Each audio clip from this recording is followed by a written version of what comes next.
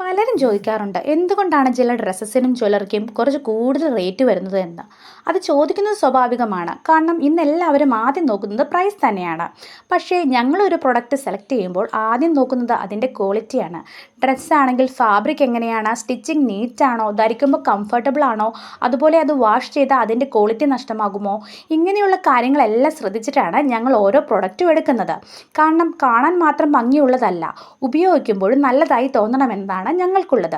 അതുപോലെ ജ്വല്ലറിയിൽ പോലും ഞങ്ങൾ കൂടുതലായി തിരഞ്ഞെടുക്കുന്നത് സ്റ്റെയിൻലെസ് സ്റ്റീൽ പീസസ് ആണ്. കാരണം അത് വെറും കാണാൻ ഭംഗിയുള്ളത് മാത്രമല്ല, കുറച്ച് ദിവസം കഴിഞ്ഞ് കളർ മാറാതെ വീണ്ടും വീണ്ടും യൂസ് ചെയ്യാൻ കഴിയുന്ന ക്വാളിറ്റി ഉള്ളതാണ്.